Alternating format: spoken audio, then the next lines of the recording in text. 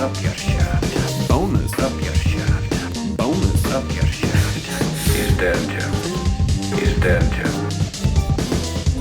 She's dead, Jim. He's dead, Jim. She's dead, Jim. She's dead, Jim.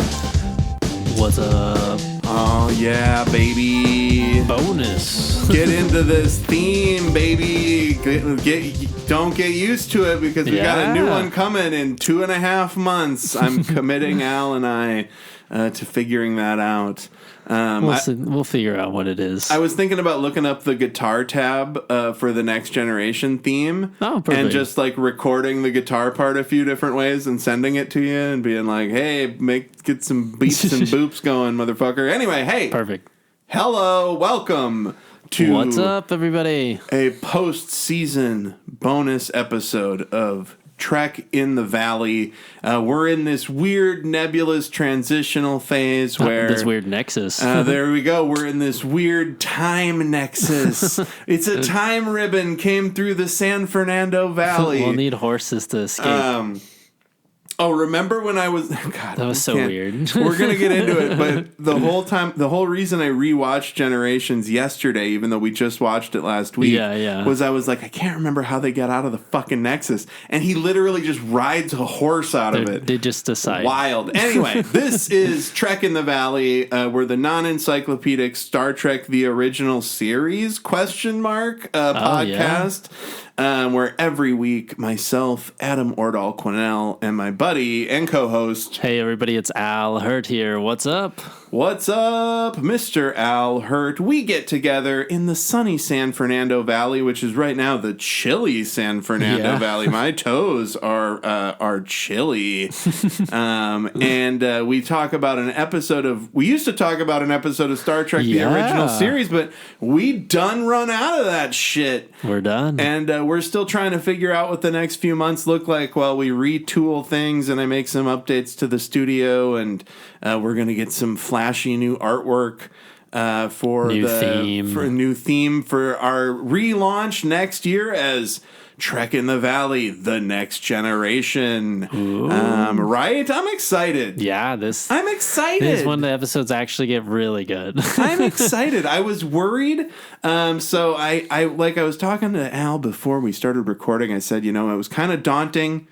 This had like a finite end, our little trial run of 100 episodes, basically, because I knew we would do the series and then a bunch of bonus stuff in the movies and shit. So it's going to shake out to being just over 100 episodes before we launch as Next Gen. And I was nervous about it because there's so many episodes, but watching Generations and watching all the new Star Trek stuff, I was just like, man, I really wanted to rewatch Next Generation anyway. Yeah, there's a lot to talk about. Might as well motherfucking podcast about it, as I've become accustomed to doing. And maybe we'll have different segments or just... Yeah, I'm excited about it because, like you said, that's when the episodes get really good.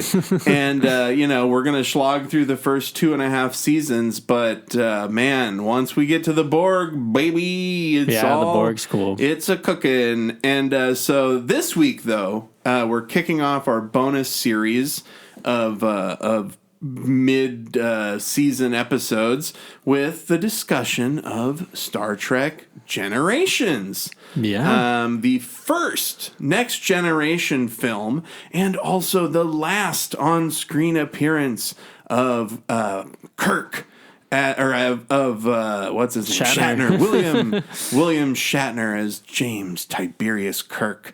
And it's emotional, and it's also kind of lame how he dies. Yeah, it's abrupt. He lived for 100 years in the Nexus only to fall into a fucking can. We're going to get to it. We'll get to it. And usually we've got like the episode up, right? But an episode of Star Trek is like 52 minutes, so we kind of scrub through and play it and talk about it. But since the movie is a couple hours, I got it so that we're gonna watch it on double speed. So we're gonna just kind of chat about the film Generations. But before we kick that off, until we watched it last week, what was your experience with this particular movie? Because I know you got into it during Next Generation and Deep Space Nine. Yeah, that's what I Did you see this movie when you were like 6 years old? No. I had no idea about this movie. So this first- is all pretty fresh. The first time you saw this movie was when we watched it last week? No, it was before that, but then that Before was the second time. podcast? Yeah, it was the second, third time. Yeah, it was all pretty interesting. I don't know. I liked it at first, but I feel like the more I watched it, the more I just thought how silly it was. It felt again really stretched out. We always talk about how like difficult it is to make a Star Trek movie since it's so like episodic. Right? And it really does feel just like a big episode of the show. But it's good. I mean, I guess it's funny too because I'm glad that I already watched Next Gen to the point where it's like, oh, you got to know who these people are. They don't introduce them at all. They're just, it's like a fly on the Data's wall got a kind of thing. personality. Yeah, shit? it's just What like the what? Yeah, it's fuck? like you're introduced this random robot What for the all you fuck? know. But it was entertaining. I think it was definitely entertaining. I just think it wasn't as like He got gold skin and now he's crazy as gonna it cry. was. Yeah. Oh shoot. He got gold skin and now he's gonna cry. That was my phone. Everybody. It fell. Yeah. It fell against. I have huge glass fucking mirrored closet doors Anyways. in the studio. Yeah, But yeah. I don't know. I just thought it was going to be So you a little didn't more know. wild, but- So until like a couple weeks ago, when you watched this for the pod for the first time, you didn't know that there was a feature film that included Kirk helping Picard and dying and stuff. was- Like you just didn't know this existed. No, I mean, I've seen like little freeze frames, of like Kirk on a mountain and stuff, and people were saying like this is his last time as like a meme, okay. But I have never like Wow. put two and two together, It was pretty awesome seeing the Picard and Kirk scenes. Yeah, I Probably think- the best part of the movie. Yeah, I think yes, and the Yeah. data stuff. And the data stuff. Well, I think I've mentioned this already, but it's like one of my most fun kind of Star Trek stories. When I was in like 7th or 8th grade when this movie came out in 1994, we used to do these activity days for our school where like you'd sign up to go to the bowling alley or go to the movies or whatever. And so I signed up to go to the movies, and the options were like whatever Disney movie was in theaters at the time or Generations, because it was just like what movies they had playing that weekend, because it's a 2-screen theater in bumfuck nowhere. And so I picked, and I was like stoked because I'd been watching Next Generation. That's how I got into Star Trek with my dad and such. So I was real excited, and I told my dad, I was like, dude, I'm going to watch Star Trek Generations for school today at the theater. And it was like there was a handful of kids there, and I watched this crazy fucking Next Generation movie. And I just remember being like, wow, this is, and I almost remember more vividly seeing it play in syndication, which must have been part of the deal. The distribution deal was like, because Next Generation was a syndicated show, so I bet they had some sort of like syndicated distribution deal, because I definitely remember seeing it many times on like WGN or UPN or whatever the fuck as like the Sunday afternoon movie. Exactly. And I like that Guinan figures into it, but we'll get into it. So this week, we're discussing Star Trek Generations. This is when the cast of Next Generation, they're in between season 6 and 7, I believe. They're almost done, but they've captured the hearts and minds of science fiction fans everywhere, and they're going to make the leap from the small square screens of the time to the cinema, and they do that with this film, Generations. And it came out in 1994. I mean, it's pretty literal, right? Yeah, Star Trek right? Generations. Yeah, Like, 1994. This is the year that Jurassic Park came out, so Oh, you can you can compare the special effects of these movies to each other. It was directed by David Carson. This is before they let Frakes do the movies. Frakes directs First Contact, which I'm real fucking excited to talk First about. Contact is really good. We This got opening shot's really dope. It's a nice treat. It opens with a bottle of champagne flying through outer space as it introduces the cast.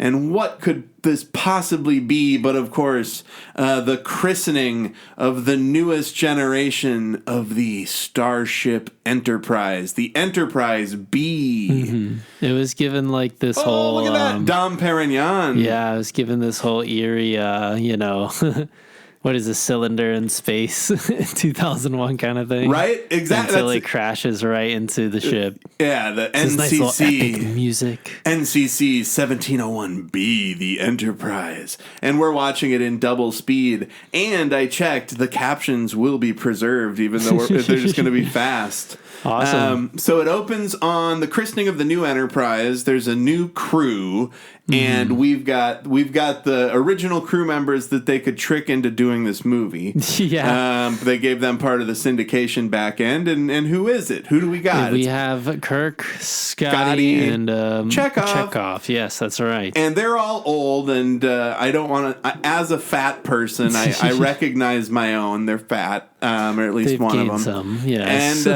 And they've got all these news crews. We really see what the news of the future looks like. Oh my God, it's terrifying. And it's just people holding small cameras and yelling. It's like not holding cameras over their shoulders though. It's like they're like helmets. And there's these little they goggles, got an eyepiece. and it's an eyepiece. So you got these cameramen just like staring at these people's faces with this big bulb. It's great. And then it's like basically they tried. It's like what Google Glass wanted to be. yeah. And this is where we meet Ensign Sulu. What? She's a lady. It's Hikaru Sulu's daughter. Yeah, and Kirk was like, "It wouldn't be an Enterprise ship without a Sulu at the helm." I like how you said that like Sulu though. Yeah, like you were doing a George Takei impression, but you were playing Kirk. And I think that Doohan, I think that Scotty, James Doohan, absolutely fucking rips his appearance up in this. He's real good. Scotty? Like, yeah, dude, Yeah, yes. yeah. Scotty, I think he's bringing it harder than like even Shatner probably. Honestly, yeah. Well, because he doesn't get as much acting work as Shatner does, so he's really fucking he does a great job. And so they make the captain though, the new one. What's his name? So this guy, so he is a TV actor. So the new captain of the Enterprise is, let me see, Alan Ruck. Yes. Who's like a TV actor, like a sitcom actor of the time. That's why it seems kind of off. Well, he's good, he does a good job though. And it also kind of shows a transition to like a softer fucking Starfleet kind of. Mm-hmm. And I think Alan Ruck does a good job as Captain Harriman in this opening. So they're basically just going to take a little cruise with these reporters. They're just going to cruise around Jupiter. Yeah, no big deal. Take a little swing around, take Jupiter, and then come on back. And everybody wants. There's a hilarious scene where Alan Ruck is like, "All right, Kirk, you can take it out," and he goes, "No, I don't want to," and he goes, "Do it," and he goes, "No," and he goes, "Do it," and then insist. Kirk's like, "Take us out." And all these cameramen like bump over their heads and they're like all staring at Kirk in the face. And he's like, take us out. I would be remiss if I didn't mention that this fucking bridge crew of the Enterprise B is a who's who of character actors. Like one of them is the catheter cowboy from John Oliver. We've got, of course, Alan Ruck. And then the dude that plays Tuvok. Yeah, Tuvok's there. Now, it's so funny because I was like, is he a Vulcan? And then I was like, oh no, he's just a regular black guy. I was like, oh shit, I thought he was a Vulcan again, but no, he's just a regular human black guy. And then they're Alan Maybe Ruck he got seems with a Vulcan. Yeah, Maybe there it's his you go. Great-grandfather. Hey. Yep. And then they come. Ooh, the Nexus looks crazy in fast motion. Yeah. So then they get a distress call from a couple of ships that are being destroyed by a ribbon of space. Something. It just looks like a big, I don't know, like a light show with there's thunder and lightning. It basically looks flying like across space. It looks a bit like in the Northern Bordernalis, the Northern Lights. Yes. And there's two ships floating in the fucking in the energy ribbon, and Kirk and Alan Ruck are trying to figure out what to do. They don't have medical staff. They don't have photon torpedoes. It's all going to be there in 2 weeks. Yeah. That's like Kirk is like, let me guess, 2 weeks? Yeah, it's because they were just trying to take a lap around the sun. 2 weeks? It's all coming in. And Tuesday. Alan Ruck is just sweating because, he's Tuesday, not 2 weeks. Yeah, not Tuesday. Let me guess. Tuesday. And so basically, they're going to try and get close enough, even with the gravimetric distortions, they're going to have to beam them into the Enterprise. And they get as close as they can get to these ships. The medical staff, it doesn't arrive until Tuesday. And then Chekhov is like to these reporters, now you're nurses, come with me. Yeah. And so then they go down to the medical bay while the Tuvok's actually the transporter control. Right. And he says that the people on the ships are phasing in and out of time. We know all about that shit. Kirk's done that shit. Exactly. He's a veteran time phaser outer. And then we get this very dramatic scene. And something that you don't think about enough in Star Trek is the transporter operator. That's a lot of pressure. You're like deconstructing these people down to their very atoms. Yeah, and putting them all back together. Putting them back together on the other side. And back in the day for the original series, they kind of made it look like a manual process. Like he was like, you got to do the sliders at the right speed or else maybe they'll be goop. They'll come out as goop. What was the first movie too when they were the first movie they made the transporter? They made Cronenbergs. That was disgusting. The first movie they made some Cronenbergs with the transporter, and then they did. Yeah, so there's gross. So there's this very heart-wrenching scene of Scotty trying to do his work as veteran magic to beam as many people back, and he said, "I got 47." Of 150. There's just like 47 Cronenbergs. How do you decide? Well, no, yeah. But that's how do you decide in the moment? How does the transporter buffer decide which 47 to download? Oh, right. It's just it's like sort by rank. What the fuck? Yeah, right. Sort by wealth. Hey, what the fuck? And then over on the Enterprise B, it is madness because these 47 survivors beamed over. And they're all freaking out. And particularly one is played by Malcolm McDowell. So this ain't no extra. Uh-huh. And he's like, I need to get back. And then boom, we see Chekhov talking to Guinan? Yes. What? The crossover. What? And that is the crossover. That's tying it into Next Generation. I love it. Good thing the transporter trusted her. Right? Reconstructed her. There you go. Well, she also is like an Aryan or whatever that we'll talk about later. But yes, very important. But yeah, so they don't have any torpedoes because, of course, Tuesday. And they're going to use the deflectors to make a blast in front of the ship. I guess that'll imitate push it away. and imitate a torpedo blast. Right, to push it away from the Nexus. And Captain Alan Ruck wants to go, but Kirk says, "Nah, you stay here. Your place is on the bridge of your ship. I'll do it. I'll go down there and do the deflector array shit." So he has some old school climbing down ladders to do. And he's sweaty, climbing down ladders. And now he's got to do the thing where you take the cards out. That's a Next Generation thing. He would have no idea how to do those cards. Yeah, seriously. He's like, these aren't wooden data tapes. This is all lit up. Yeah. And so they use the deflector to blast a beam and break them free from the Nexus. But in the process of doing so, there's severe damage to the ship. Oh, man. I hope... Yeah, but your decks blew up and emergency force fields are in place. Yeah, so emergency force fields, they probably saved everybody. Nobody would be on deck 15 of any importance. Yeah.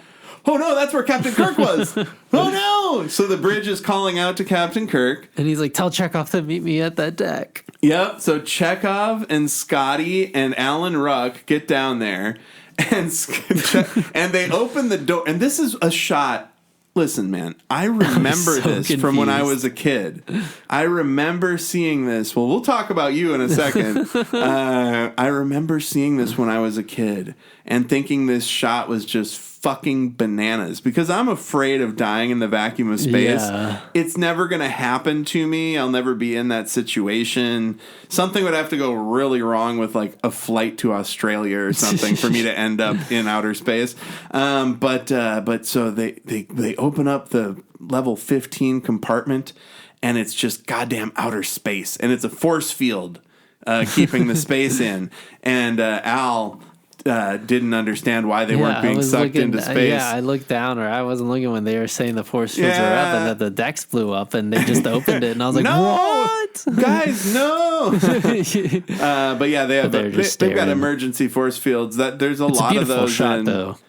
They lean really hard on emergency force fields in Star Trek Discovery. Every time somebody's like out, they're like, you can't leave the ship unless you got like an emergency force field, then it's fine. There's a great moment where Chekhov shows up and he goes, "My God, there wasn't anyone in this compartment, was there?" And Scotty says, there was." And they're like, Chekhov goes, "Oh," and you realize it's who it was, and he looks sad for a second.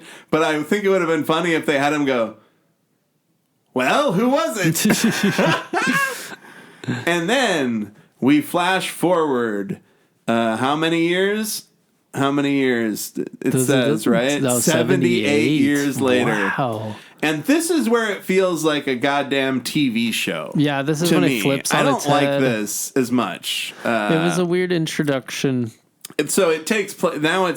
Now we're on the Enterprise 78 years later, but it's the Enterprise and it's a ship on the water, and the Enterprise Next Generation crew that we've known for the last 6 years. Yeah. They're celebrating Worf's promotion by playing out this walk the plank scenario. It's very cute. They're all dressed as like naval officers from the 1800s, and it's all pomp and circumstance, and there's lots of funny jokes regarding him walking the plank.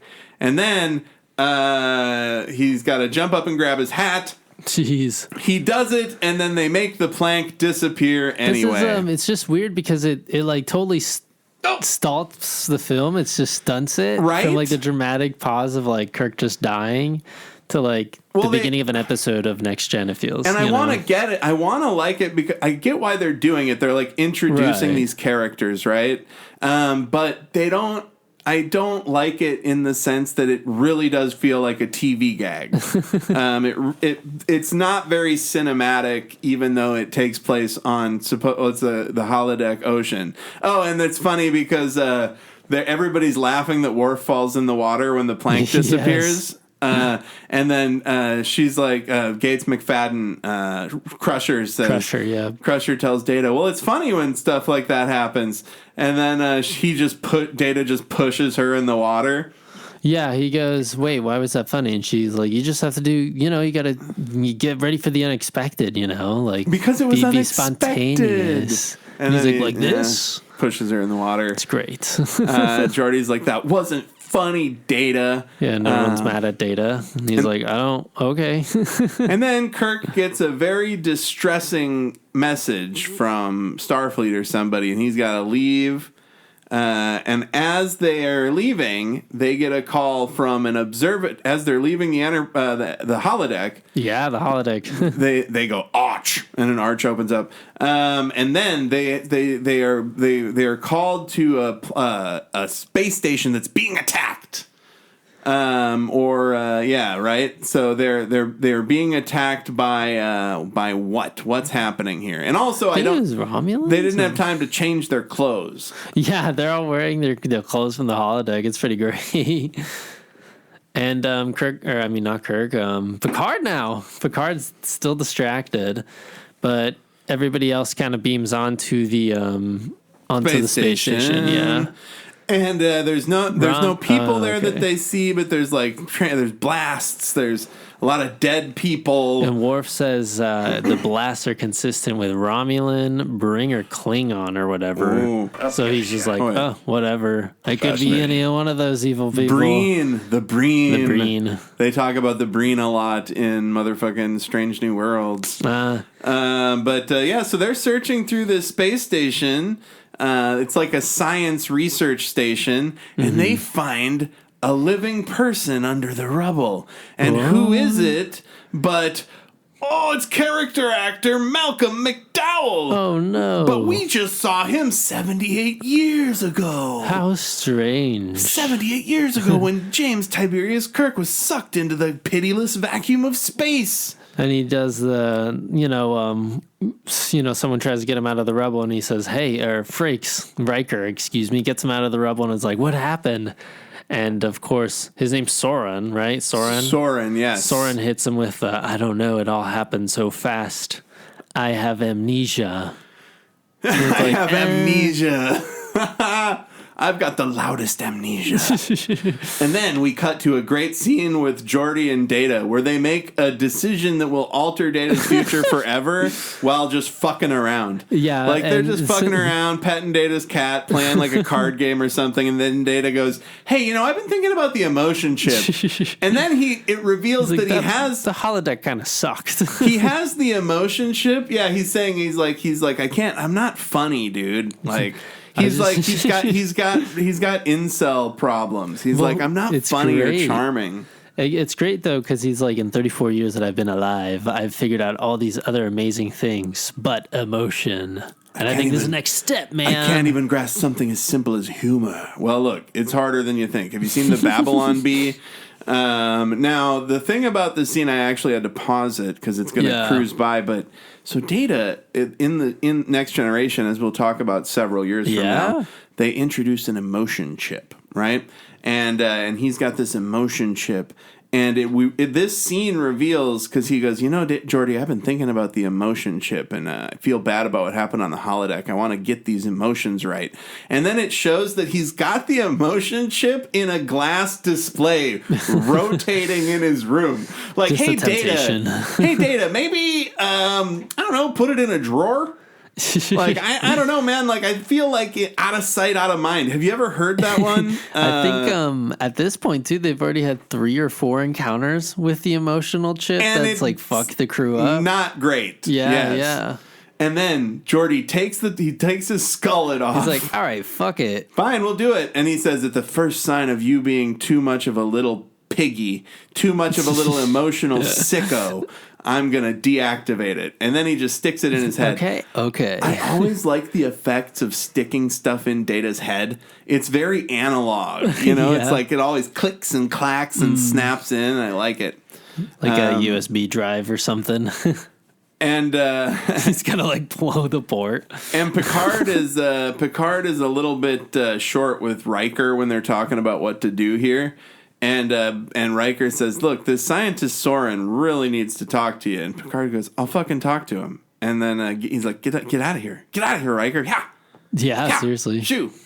Riker's like very by the book. Well, yeah, but then we get... In this movie. Right? Riker's stick-to-itiveness with procedure is kind of based on what the story requires. Yeah, really. And then we get the introduction of Data and his emotion chip. Because he is introduced, Guinan serves them drinks.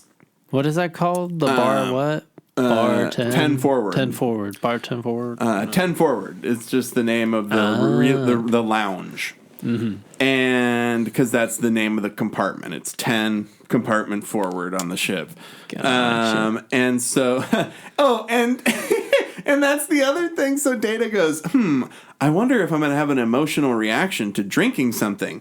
And Guinan's like, emotions? And Geordi goes, I'll explain later. And Guinan's just like, did you put the fucking emotion chip in his head, dude? You're going to turn him into Yor. Yeah. Or Lore, whatever his fucking weirdo brother.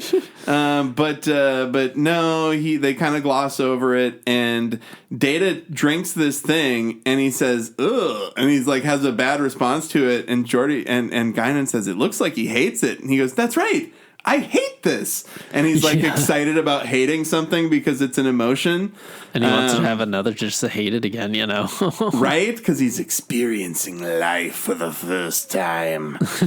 And now we have Malcolm McDowell, who I was kind of doing an impression of there, talking to Picard. And he's like, you gotta let me do my research, Picard. I gotta get back down to the station. And they're like, it's not safe.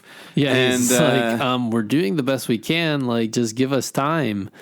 And he goes, time is, what is it? Time is like the bus, the only resource we have, the burn. yeah, he says, do you understand?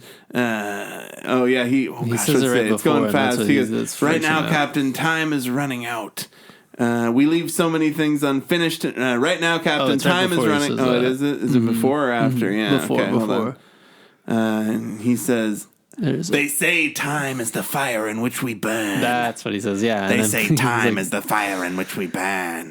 Picard's like, oh God, man, I know fire. I know some people who just burn. Oh yeah, that's right. It's awful that he says that. I didn't put that together until just Yeah. now, man. That's why he's like looked so so- shocked. He's like, why'd you use that analogy, you dickhead? Yep. So Picard says, "All right, I'll look into it." And then Guinan senses something that she hasn't sensed in about 78 years. Yeah, she looks up at the perfect moment too. to see him gone. Yeah. And they're going to go back down to the observatory, and this is where we.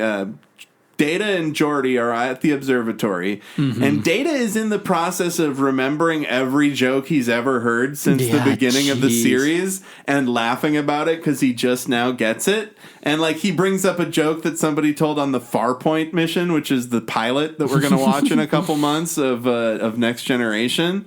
It's a 2-part pilot. Yeah. And so Data's cracking all these jokes. They find a secret door that he opens with his basically like an NFC, a near field communication, like how you scan your phone and shit. yeah, Like that's yeah. basically what Data does to open this wall. And he goes, "Open sesame." It's very funny. He's so funny, Data. I like how they made him cringe intentionally before cringe was even a thing. Because, of course, he would be cringe if he just got all of humor now. Yeah, it was It's just the really only way that embarrassing. your brain could process it. Yeah, and it's just like kind of overload. You'll see he'll overload himself eventually. What do they find in this room, Al?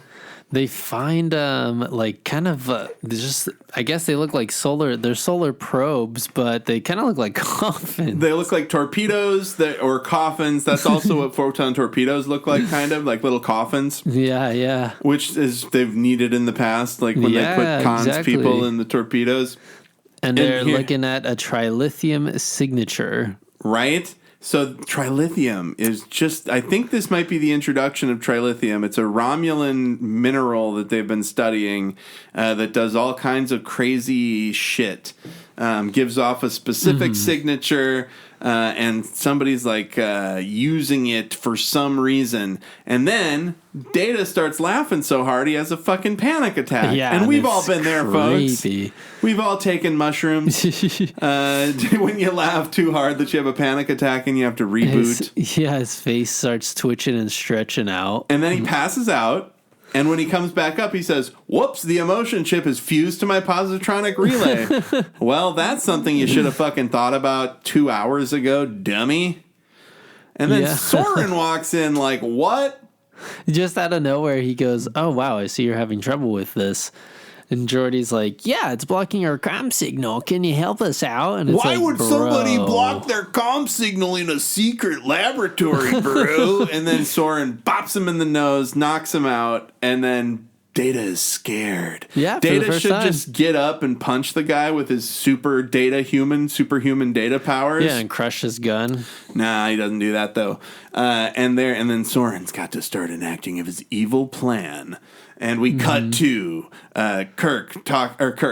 Picard in the dark, looking at a photo album, talking to Deanna Troi. Deanna Troi, yeah. Ship's counselor, his shrink, basically.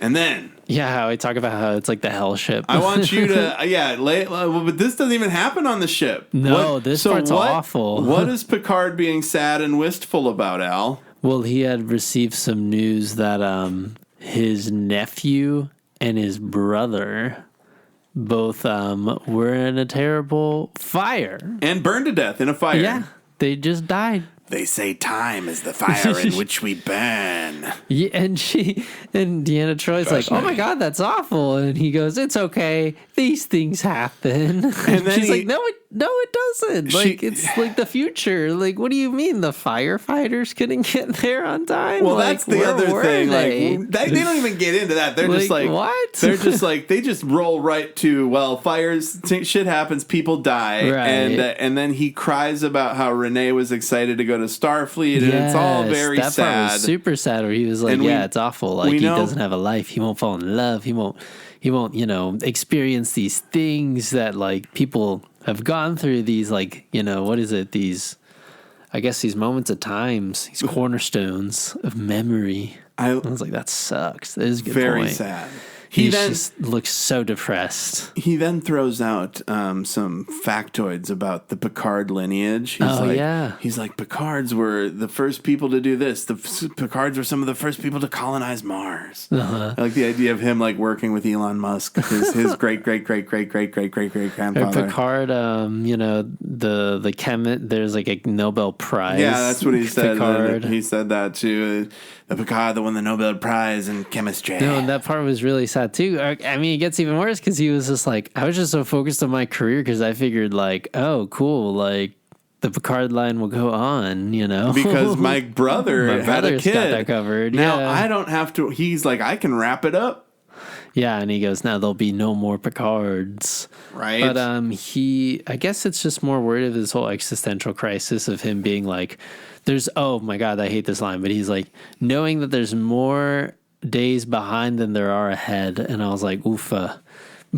Yeah, I haven't got there yet, baby. That it's like, I'm 42, bitch. I'm gonna live forever. And it's funny that he says that though, because we eventually see him down the line command the ship again. But that couldn't be further from the truth. Yeah, but man. It's like all this whole. It feels like a big finale kind of deal with this, with his speech, where he's like, I kind of need to focus on, like, myself and, like, real shit right now. And right as that happens, the villain is well on his way. They get a distress whatever. They find out that Geordi and Data aren't back or whatever the fuck's going on. And shit is popping off on the station. Soren is shooting fucking Riker and Worf. Soren and Riker and Worf are talking about a level 12 shockwave coming to blow up the fucking shit because of something happened to the star out there. And a Romulan warbird, I guess, decloaks. Klingon, bird of prey. Yeah, sorry. No, that's okay. Get them switched up. Because it's Soren is in league with these fucking Klingon ladies. Oh, that's right. With they call on lower decks. Ensign Mariner refers to the ladies' dresses as their boob windows, the Klingon women. Boob windows. And Soren comes back onto the bridge of the Klingon ship, and he just immediately punches the lead Klingon in the face. And then she explains what's going on.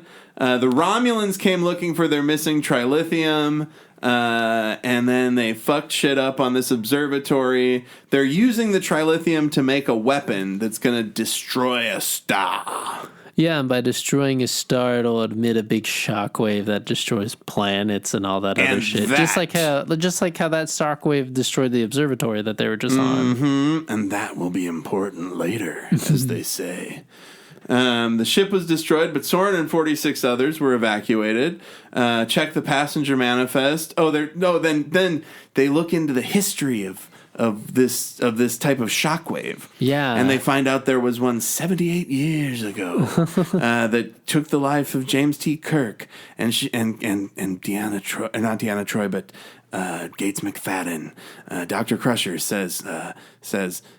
We looked at the manifest of the 47 people saved that day. Yeah, there's somebody one that of them recognize. was somebody we know, and it was Guinan.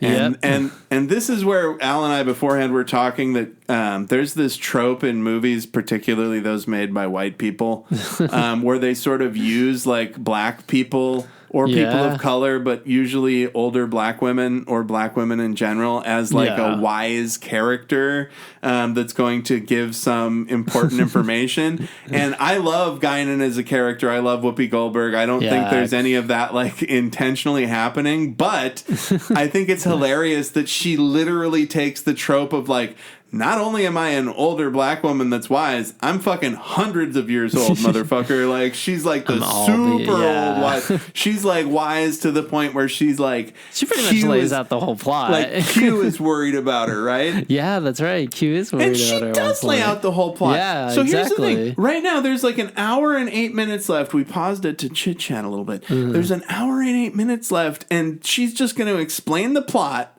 and then they just have to stop Soren, and that's it. And then we still have to do all the Nexus shit of it, where like where Picard goes into the Nexus. Well, yeah, so, that's the last good. And so tell the good people, Al. They go not confront, but they go to question Guinan. And what does she tell them? She was like, "Oh yeah, the other guy is Soren. You know, he's a big asshole." And Kirk was like, or not Kirk. Picard's like, "Guinan, you gotta tell me everything that you know." And they think Soren, you know, made him destroy weapons and stuff. And basically Guinan was like, no, he's probably going to use it to get into this energy ribbon that, you know, destroyed all this other ship and stuff. And he's like, what's going on? What do you mean? And he's like, the same energy ribbon that killed the ship that killed Kirk. Yeah. It's not really, you know, that evil. She basically says it's a great analogy. She's like, it's like being joy. It's just like being inside joy. Yeah, you're like wrapped in a blanket of contentment, and you just love everything around it. So, did you get this though? So here's what they're implying with. So Guinan explains to Picard that Soren is addicted to being in this nexus. Right. Yeah, that's what I was going to bring up. No, you were doing a good job. You nailed it.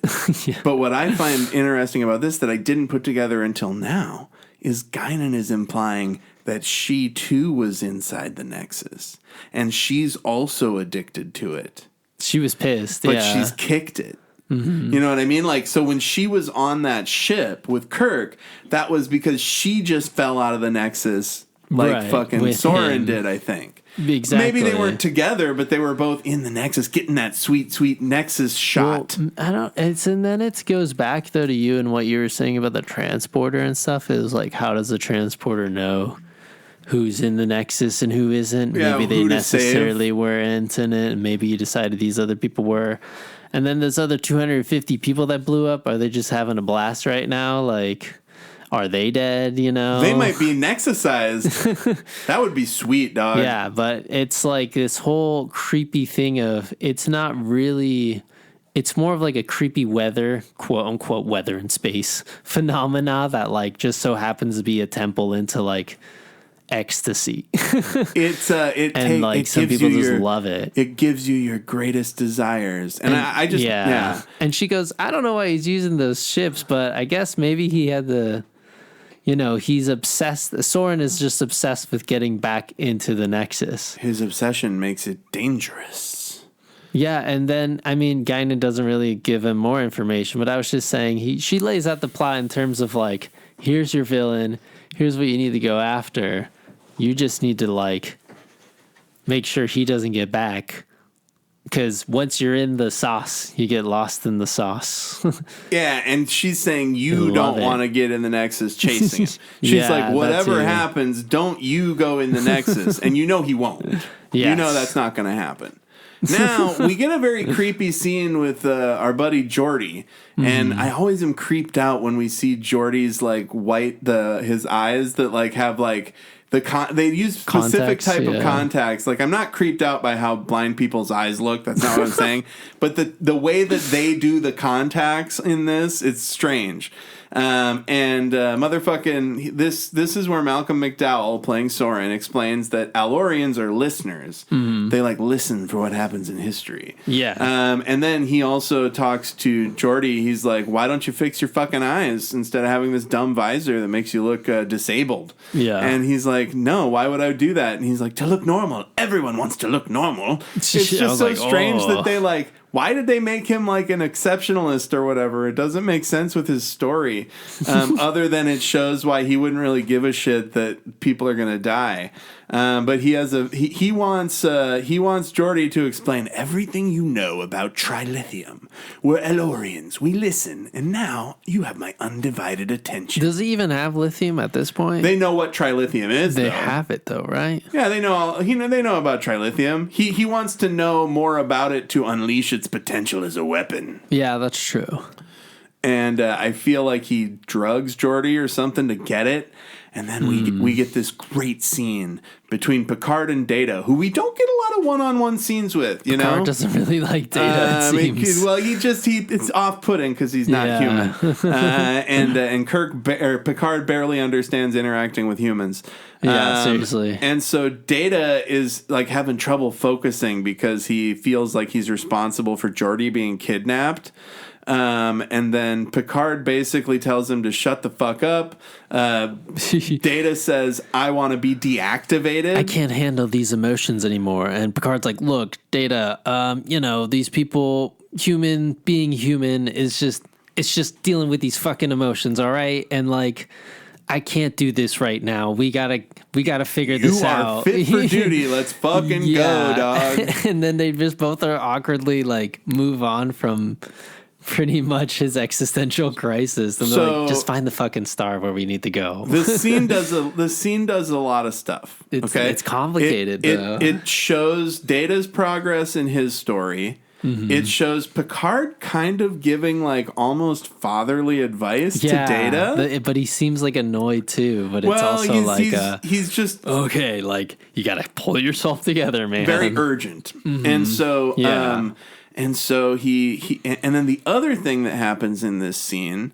other than him slapping Data into shape and him going, "Are you fit to serve?" and he goes, "Yes, I'm ready." And they find out that a ship. They were looking at what happened during the last blast, and there was a ship in the sector that had to make a minor course correction. And Picard is like, a minor course correction, and then they put together that if they blew up enough planets, that it could change because you can't fly into the ribbon. It destroys any ship before you can get in there. Right. And then you die. But so they need to make it pass through a planet. So what Soren is trying to do is destroy a sun and some planets in a way that will make the ribbon pass through the planet where he can then ride it to the Nexus. And like space-time's like a fabric, so it's like if you pop a hole here, if you pop a hole there, it'll like sink and pull the fabric into like the other thing. Yes, so that's how he's kind of like the gravitons and graviolis, as they would say in Futurama. So they create these gravimetric fields that change the course of the Nexus. Right. And so they're going to find out where he's changing it to, and then they're going to head over there. Because they find the exact the system that it's kind of the trajectory's pointing at. If they blow this up, it will go through here. And I was like, dang, so is he like... I turned to Adam while we were watching the second or third time. I was like, so is he literally... Sauron, is he literally going to like... look for the thing, like the trail in the scare, Soren, the trail in the air, and like timed out with press math. Press the bomb. He's got it timed out with math. That is precisely what he does. Yeah, I feel like he's pretty also comical, but it is pretty amazing. I feel like he's also got like sensors or something. So his deal, we find out, is he's going to give this trilithium weapon, the missile, to the Klingons. That's why they're helping him. And so after he does his thing, he'll then give them the codes. The codes will activate so that they can get what he owes them, right? Yeah. And so and he's going to basically just beam down, shoot a missile at this sun, and then ride the Nexus ride the ribbon to the Nexus. Mm-hmm. And they have to try to stop him.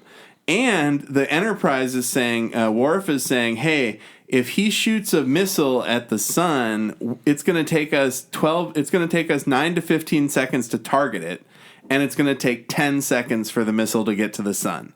So the margin of error is like 3 seconds, right? Yeah. And then Picard is talking about how they need to get Geordi back, right? And the Klingon ladies pop on, and they are going to exchange Picard for Geordi, right? And he says, I need to speak to Soren, so you're going to beam Geordi over here, beam me down to Soren, right? And they trick. And they do it. But here's the thing. They put a camera in Geordi's visor. How do they not detect that shit? I don't know. Because the first thing that Crusher does is just her little sensor with over his chest and stuff. Make sure he's all right. You're telling me they don't notice a signal? They don't detect a signal going out from Data's fucking head? And then boom, here we are in the third act. For the rest of the movie. Well, so I'm not... second-ish, third act-ish. You're right. This is the end of Act 2, but Act 2 is like an Act 3 and 4 of a TV show. Yeah, it's fucking weird. Clumps another story on top of it, but because this is we're only halfway through the movie. Oh, I know. This is halfway through the runtime, and they're in the last location. And I said that to Brittany when we were watching it. It's like, man, so much of this movie takes place at this location, which I think is the rocks outside of town where they shot Arena. Mm-hmm. And now we see the Klingons are watching the camera through Geordi's eyes because they want to get Starfleet engineering information. They want to get the resonance frequency of the shields on the Enterprise, so then they can blast through their shields, and then they know how Starfleet shields work, right? Yep. And there's a hilarious shot of like beautiful Gates McFadden, them seeing her through Geordi's visor, and the Klingon women are like, "Oh, they're so ugly. Her face doesn't have any ridges." And I just think it's so stupid that that lady's dead. That nurse, the lady who played the nurse, is dead. R.I.P. And basically, Data goes to apologize to Geordi. And Geordi's like, you haven't been acting like a person that has to apologize. You've been acting human, Data. But here's the thing. Data isn't human. Yeah. He is a robot that has emotions. He's not acting like a human with emotions. He's acting like a fucking superpowered robot with emotions. It's different. And I understand it is the emotions are modeled after human emotions or whatever. But they're just like super running or speed running his emotional maturity basically in this movie. It's interesting. And Picard is trying to talk Soren out of doing whatever he's going to do. He's like, you're going to kill all of these you're going to kill 1 trillion people in this star system. And Soren is like, it doesn't matter because everybody's going to die. And I am going to get back to the fucking Nexus. So fuck you. He was basically like, after the Borg killed people, I only knew death. Yep. He's like, yeah, the Borg killed them. It doesn't fucking matter. Everybody dies. So time to get out of here. Yeah. And he goes, what if, he tries to promote the Nexus on him. What if I told you I found a new truth? And he was just saying that, time has no meaning in there. The Predator has no teeth. It is just pure paradise. And that's why he's dealing with all these fucking different people to just get back into this weird ribbon Nexus thing. Yeah, and then there's just so much funny stuff with the Klingon ladies watching Geordi's life because they're like, God, he's the only Starfleet engineer that never goes to engineering. Like they watched him take a bath and shit, and he's just walking around. And then Data does his scanning for life forms song where he like sings a little song and does a dance while he's scanning for life forms. Yeah, and everybody on the bridge like casually turns and stares over. It's terrifying. Keep the emotions, but can we turn down the cringe, please? Okay. Yeah, no, it was really bad. And then Geordi finally looks at a schematic of the ship that shows the shield frequency resonance. SpaghettiOs. Yep. They recalibrate to match the shield frequency. And then they shoot a photon torpedo, and oh no! Then it's like the Enterprise is in a shooting match with this Klingon ship, who now has their shield frequency. Which honestly, if you get hit a couple of times, you should just change your shield frequency. You should rotate your shield resonance. Okay. Yeah, maybe you should just change it by like 0.2, 0.3. Maybe you should just like when you're fighting the Borg, you understand that you have to rotate your shield resonance. All right. And so they're basically trying to put together an ionic pulse with their plasma coil, and then that will get them the fuck out of there, right? Get them a little bit of time. Well, at least they'll cloak is so what they'll say. And then let's see here, and then they're gonna shoot down the Klingon ship. So they bring down the Klingon shields with a little pulse, and then they shoot the Klingons with a photon torpedo, and we're 45 minutes away from the end, and part of our half of our antagonists just exploded. Yeah, and the Klingon captains kind of look at each other like, You're not the only people that can figure out some fucking shield bullshit. And then all these people get murdered, and they're just staring. And Data's like, yes, we got him. And it's like, look, Data, you've got emotions. But they are, even though they were like corrupt Klingons, they were still people, and they're dead now. Yeah, they're all just shocked and stunned, like, oh, we really So that blew part them of the up. story is done. Right? And then Picard is trying to find a vulnerability in the force field that Soren has set up to protect him at the missile while he does the last of his business. And then Picard sees a little hole in a rock. Like, ooh, maybe I could weasel my French-British ass through there. And now the Enterprise is doing something that they only do for special 2-part episodes. Yeah. They're going to detach the saucer section of the ship, and they're going to ride the saucer section of the ship down to the planet, and the rest of the Enterprise is going to explode. And so they're all evacuating to the saucer section, and then Soren is about ready to shoot the missile. Picard finally is working on getting through the thing. The saucer section's detaching. And then your Data curse. Oh yeah, he hasn't done it yet. I didn't just skip through it, did it? No, you did. He goes, oh shit. Yeah, as they're like crashing. In the saucer section. It feels pretty one-sided though. Soren's got this nice plasma gun kind of thing, and Picard is just crawling around in the dirt. Yeah, he's just weaveling around. And then we see this, it's crazy in fast motion. Yeah, it is. We see the Enterprise saucer section crashing for like 7 minutes, basically, into this planet. Let's see, 1. Well, it digs up, I mean, it's been like, it's almost been 40 seconds already since it hit the grass. That's insane, though. And they're just plowing through these trees. And everybody kind of gets back up for a second. But then more things keep exploding as the Enterprise just skates through. We're at a minute and a half now of it crashing, of the saucer section, people rolling around. There we go. And then it stops about 2 minutes after it started. Jeez. And that doesn't include the descent, which I also count as part of the crashing, honestly. And the saucer separation. So they wake up, they're looking out, they're on this planet, they're on the same planet that Soren and Picard are on, just a different part of it, right? No, I think they're on a different planet, because he blows up the star, and then the shockwave blows up the other planet. But doesn't the shockwave also blow up this planet? It's after they get taken by the Nexus. Yeah. So now Picard got into Soren's force field, they tussle on this bridge. Soren knocks Picard out. And then when we see the Nexus in the sky, any of our listener out there hold on. GarageBand is saying it detected feedback. 1 second. Monitor off. It's still recording. Okay, sorry. So basically, it's if you played any of the Breath of the Wild games, the dragons that fly in the sky. Yeah. This looks. I was like, Brittany, my wife. I was like, Brittany, look at that, and it looks just like the dragon flying through. It looks like a ribbon in the sky. It's so fucking funny. Like they definitely saw that shit. But when they made Breath of the Wild, and the missile goes off. Right into the sun, and it just dims. It feels like it would take longer to get there. It must travel at warp or something once it gets out. And so they blow up the sun, and then Picard watches as the Nexus takes over this planet.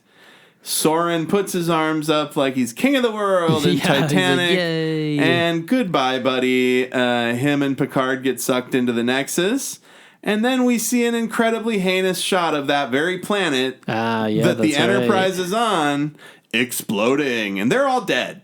So we just watched the crew of Star Trek The Next Generation's Enterprise die in an explosion. Right after they crash for 2 minutes. Right after crashing their ship for 2 minutes. Now, I think that's pretty grim. And we've got 40 minutes left of this movie. Yes. And so 35 minutes left with really credits, I guess. Third act. And now, Act 3 starts with Picard being mobbed by children at his French home, and they're like his kids and grandkids or some shit. And he's talking to his wife, and she's gonna make him a cup of Earl Grey hot. And he talks to his nephew, his dead nephew, Rene.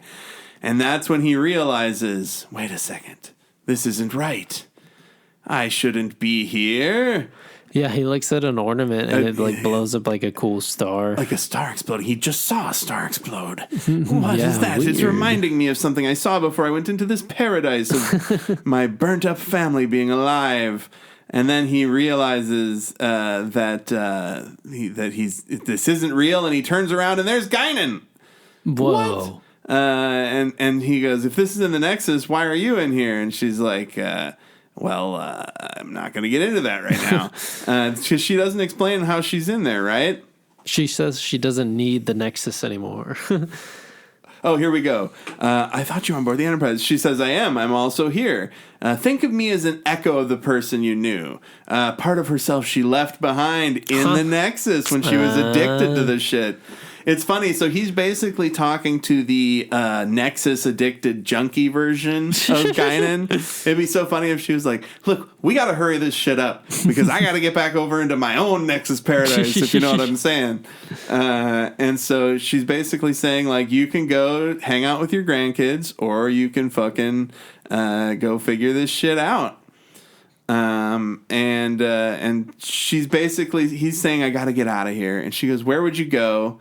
He says, I gotta go stop Soren, and she says, I can't help you. I'm always here. Yeah, right. But I know somebody who can. It's like, cut to dun, dun, dun. James T. Kirk, and he's chopping some wood. And then Picard talks to Kirk, who's chopping wood outside of his cabin. Yeah, it kind of reminds me, I don't know if anybody's read this comic book. It was DC, it was Kingdom Come. And there's a part where it's Alex like Ross. Wonder Woman. Alex Ross, yeah, great artist. There's this part, though, where Wonder Woman comes up on Superman, and he's like kind of like cosplaying on his farm, and it's like a fake farm, but it's like he's like a hardworking man, like flying in the air, like moving bales of hay, and just like being an everyday man. That's what this kind of reminded me of, where it's like Kirk's like, I'm just being an everyday man, chopping wood, making eggs. Like they definitely got that from this. I was like, yeah, that's what it kind of feels like. Because Kingdom Come was like, I think a couple years after this. And then Picard is basically like, Kirk, what are we doing here? And Kirk is like, this clock, I gave it to Bones. Yeah. That dog, Butler, he should be dead. He's like, I don't know what the hell I'm doing here, but it's kind of nice. Here? He's been dead 7 years. Yeah, he's just not really paying attention to Picard at all. He's just like shocked at what's happening. He hears his wife or girlfriend Antonia off camera, and Picard says, I'm from the future. This is going to be hard for you to understand, but I'm from the future. And he just kind of doesn't really care at this point or want to believe it. So it kind of feels like Kirk's been like living in a Groundhog Day time loop. Yeah, like he just opened his eyes. That was pretty sad. And then he cooks these really weird orange eggs. They look like flaming hot Cheeto eggs. There's some space bird. And Picard is explaining, we're caught up in some temporal nexus. And Kirk goes, dillweed, it's in the cupboard. And so Kirk does a horrible job scrambling these eggs. Yeah, he tells Picard to go get the dillweed, and they're making breakfast for Antonia. And Picard is basically just trying to convince Kirk to leave his paradise behind to do his duty to Starfleet. And Picard is like, don't tell me about duty. I was doing my duty when your grandfather was in diapers. Yeah. Kirk is just lecturing Picard of like how he goes, hey man, I think the galaxy owes me one. Like, I've been through a lot of shit. I switched bodies with my ex-girlfriend. And it fucking sucked, dude. Man. And then I had to kill some children here in some random city. Right? So weird. So Kirk, So many adventures. Kirk goes into this room to feed his beautiful wife and to propose. His girlfriend. And this time he's going to do it because this is the moment that he had told her he was going back to Starfleet. Right. But he's not making that mistake this time. And then when they walk through the door, they're in the stables now. The Nexus, it's just all of these animals that I love come to life, come back to life. And then Kirk rides out on a horse. Yeah, and Picard's like, oh, goddamn Picard's it. like, now I got to ride a fucking horse. He gets a saddle. He knows how to do a saddle because he's a French Englishman. Mm-hmm. And he chases Kirk out on this ride. And Kirk gets to a ravine. And again, totally different tone from what we, like, a whole ship movie. Full of people just died. Yeah, we just saw some of our beloved characters that we've spent the last 6 years watching on syndication. Yeah. And they're dead now. They exploded on a dead planet. We just no idea how that happened. And then they know he shot a missile. But now they're Picard is following Kirk, and Kirk jumps over this little ravine, and he says, "Yeah, I tried to jump that 50 times. Scared the hell out of me each time." But he's like, "But this time I wasn't scared." Except this time. Because it isn't real. And so he knows because he didn't have his fear, it's not real. He sees Antonia in the distance. She isn't real either, is she? No, what I meant to say, though, is like we have no idea what's going to happen to the crew. Oh, yeah. It's just like totally like as far as we know, they're just dead. Yeah, it's just so... Again, it's like the pacing of this movie kind of stunts itself, too. I guess if you read Variety magazine at the time, you knew there was another season of the show coming. But so, Geordi didn't just explode. And the Klingons are already dead. They don't even go back that far. Yeah, seriously. They don't even go... He doesn't even go back far. I love it. So basically, Kirk and Picard have this speech where Picard convinces Kirk to just, hey, one last time... let's fucking save the universe. Let's save the world. Kirk's like, let me guess, really, really dire odds and the fate of the whole universe kind of deal. There's this great shot, this great thing on about 1 minute and 38 seconds in. Kirk and Picard are both sitting on horses with about 3 feet between them. And Kirk's like got something he wants to ask Picard, and he makes his horse do the sideways walk where the like good expert riders can do, where the horse just walks like they're strafing. Yeah, and he's like, Captain of the Enterprise, close to retirement, and Picard says, I'm not planning on it, and Kirk says, Don't let them promote you. Don't let them do anything that gets you out of that chair. That's the only thing you should ever want is that fucking chair. And he's like, if you're in that chair, you can make a difference. And Picard's like, hey, you know what? You can make a difference again. Help me with Soren. Like, come on. Like, we got to do this shit. And Kirk's like, this Nexus is pretty dope, though. But yeah, you're right. Yeah, obviously he ends up going to help Picard. Of course. But here's what I don't like about this. If being in the chair and being on the bridge... Oh, sorry. If being in the chair and being on the bridge is Picard or Kirk's like dream, why isn't he there now in the Nexus? Why isn't the Nexus him being on the bridge of the Enterprise making a difference? If that's the most important thing to him, you'd think that's what it would have generated for him. So, and then he ends up going with Picard. Yeah, and he goes, if Spock was here, this should be very completely idiotic, completely illogical, but I'm always down for that crazy shit. That's what Nimoy said about the script. It would be illogical for me to appear in this film. Exactly. That's what made me crack up, too. And Bones isn't in there either. Nah, Bones does show up in Next Generation, but still, yes, Bones is, as a 107-year-old man, but yeah, no Bones. Now, here's one thing that I mentioned at the top that I want to bring back up. Because Kirk and Picard are on horses in the Nexus. They decide, okay, Kirk says, I'll ride with you, buddy. We're going to go save this star system from certain death. Mm-hmm. And then they just ride into, and then it becomes white. They just ride into the sun that becomes white, and then they're just back in the past. Just this flash of white, and it just shows the same shots again. And they're just back. Yeah, they show the Klingon ship exploding again, don't they? Isn't that where it starts? And it's Soren shooting at Picard. It's the saucer section crashing again. And you're like, what's going on? What? Yep. And Soren's shooting at Picard when he was crawling through, right? And then we find out that Kirk is there, and he runs into Soren on a bridge. And now things are a little bit different this time around, aren't they, Soren? Yeah, Soren is just like, who the hell are you? Picard's like, don't you read history? That's James T. Kirk. And then while Picard is being smug, Soren's like, I'm out of here, bro. And he just like jumps away and disappears, and then they have to chase him. It's awkward. It's three old men fighting. Yep. And then Picard says, I'll get the missile, you get Soren.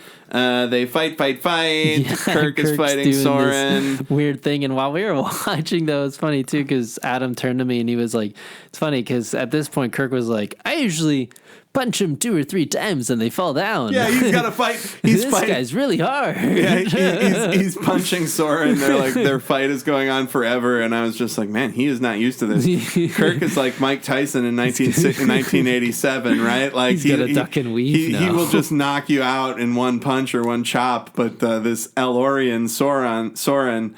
And we didn't really mention it earlier, but Guinan and Soren are both Elurians. Yeah. They're a long-lived race of listeners, and that's why Guinan is a barkeeper. Hey. She's a listener, like There a we bar. go. I just wanted everybody that listens to this show figure to it know out. that I am smart, and I get it. They're listeners. But yeah, and, anyways, they're doing this whole weird scuffle. And then Kirk and Picard come back together as Soren is activating the invisibility cloaking on the missile. And then a control pad falls down onto a bridge. They have to decide who's going to go get the control pad and who's going to go up to the missile. And Kirk says, I'll go down to get the control pad. And then Soren shoots the bridge he's on. And now he's dangling precariously. Kirk, he's been gone for 78 years. This is his first day back. Yeah, seriously. Very stressful. And then we got the dragon from fucking Breath of the Wild in the distance. Yes. And like you said, The Soren's Nexus? got to time it. Like Soren's like, but I have to push the button when I wink and it's this far away. Yeah, seriously, he's like, 15 Mississippi, 16 Mississippi. Yeah, and then Picard saves Kirk. Climbing and then up this hill. Picard saves Kirk, and then Kirk says, all right, I'm going to go jump across this ravine, this broken bridge, and get that remote. You go up to the missile. And he's like, what? Are you sure? Picard is like, you can't do this on your own. And he's like, I did this on my own for breakfast before your grandpa ever took a fucking shit. He's like, no, don't worry. We'll work on it together. It's like, This is us working together.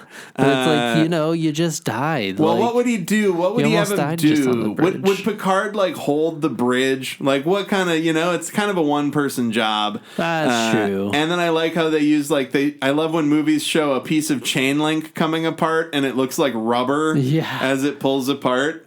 And it's the sturdiest bridge ever. Kirk catches the remote control. He decloaks the missile just as Picard is getting to it to deprogram it. And then the bridge that Kirk is on breaks, and it's a dummy attached to a bridge that falls down a ravine and rolls over a couple times. I know, and then the shot's great because they show like 7 different cuts of the bridge, just parts breaking. Right? So you feel like it breaks like 3 times, and he's looking around like, no, and it just collapses. Absolutely. As he just flails. Hilarious. It's Hilarious so abrupt, shit. and you're like, wow, we're talking about Kirk, 3 seasons. I mean, just amazing. he still has his little TV. speech at the end, but Of yes. course. And all the movies. And, Yeah, the movies too. and the cartoon we're going to do some bonus eps for. Anyways, Soren gets on the... Soren gets up there to try Yeah. and launch the missile, but Picard had locked the missile to the launcher, so when the fire shoots out of the missile's ass to launch it, it just blows up. everything up. Which it's a good thing that didn't detonate the trilithium explosive inside of it, And then the Nexus harmlessly passes by after Soren explodes, and Malcolm McDowell is now ashes in the wind. Yeah.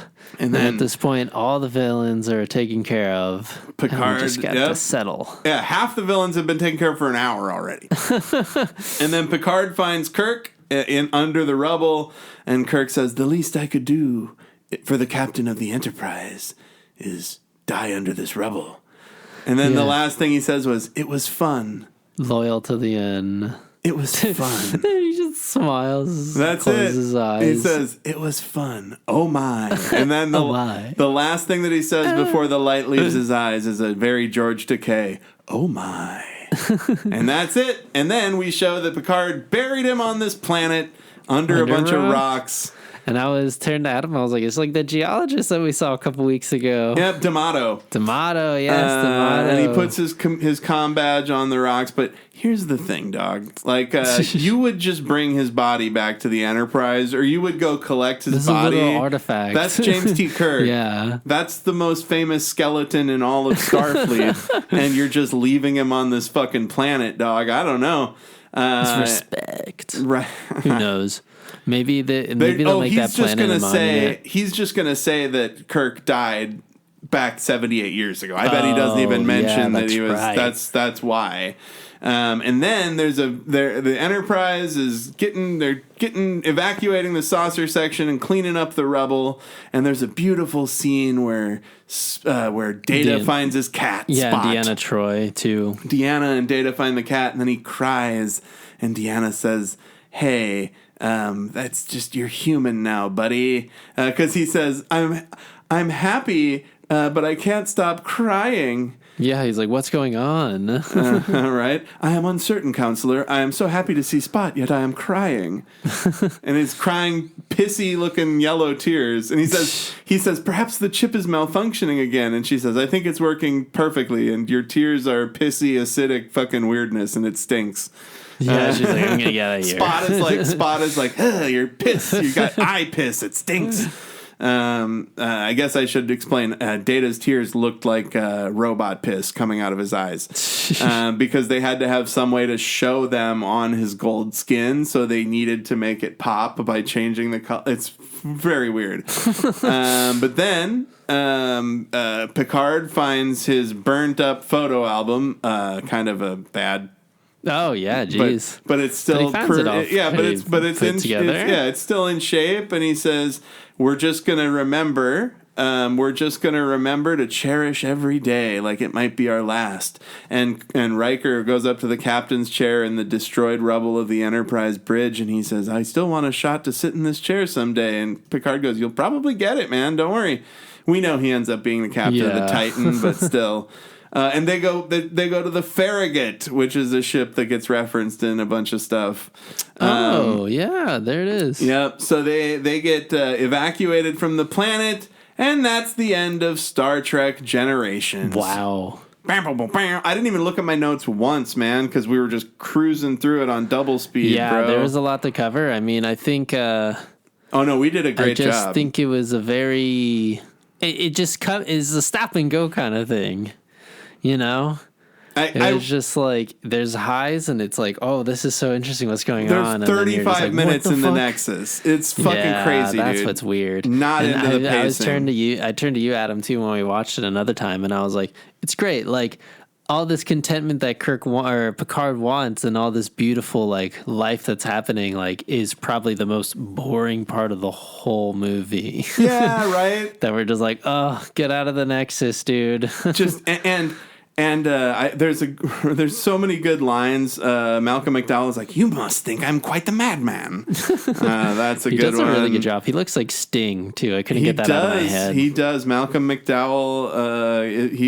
Him and Sting were definitely up for some of the same roles in the 80s for sure. Haircut, I dude. feel like Sting turned this role down. We'll never know. That'd be great. I thought that the separating the saucer section was like cinema grade effects and shit. Like, yeah, I thought all the space stuff looked really good. It looked on par with like the good Star Trek movies. When the first Enterprise in the beginning of the movie like zoomed in or pulled up to the Nexus, that was like a really good effect. Good. I was like, stuff. Whoa. Yeah. So what did you think, man? I think it could have been better. I just don't know how. I just feel like the pacing of the whole thing was just missing.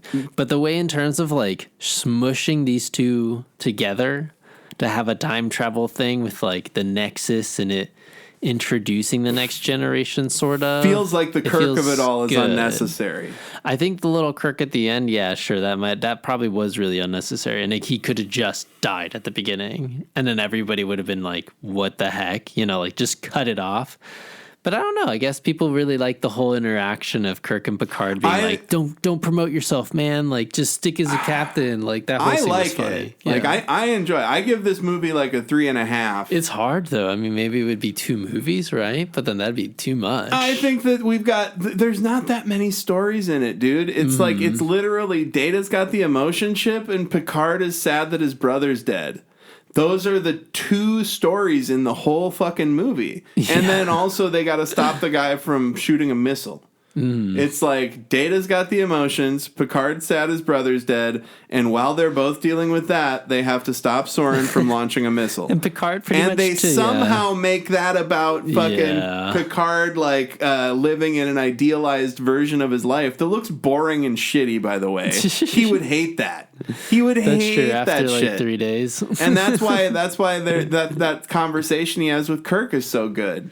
But when I say the Kirk of it all is unnecessary, I mean like you could have all of the Star Trek The Next Generation story beats without Kirk, and the story still works. Yeah, exactly. It feels like tacked on. It feels like it's like Kirk is layered over it. Like that could have been any, you know. And man, I bet the script was at first without Kirk. Like he probably just died at the beginning. I don't know. But then he was like, "No, I want to be back. Like it's got to be part of the deal." Well, no, they definitely needed the Nexus to have thing too. They definitely needed to get Kirk, and they knew that needed to have Kirk and Picard in the same room. Oh, for sure. Like they knew they were going to have scenes with them for sure. But how they did it, I don't. Maybe I the feel time like travel thing was clever, and I they feel just like had to. 1 second here.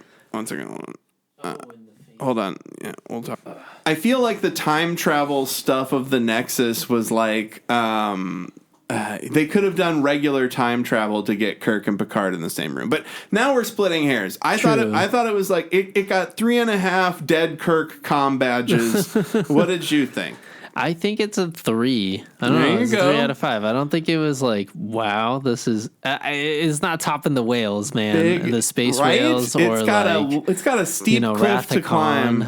That was really good too. Well, so I guess my final thought then, and then my final thought personally is there's a much steeper cliff, or there's a much steeper hill to climb between the quality of the Star Trek. The original series movies, the good ones anyway, Khan and 4 and shit, you know, and Star Trek The Next Generation, the series, than there is to climb from Star Trek the original series to Next Generation. Yeah, you know, that's it's true. easier. It was easier for them to make a show that looked and felt quote unquote better than the original series. But now they have to make a movie that feels better or bigger than like Wrath of Khan. And it really did end up being like a double episode of the show.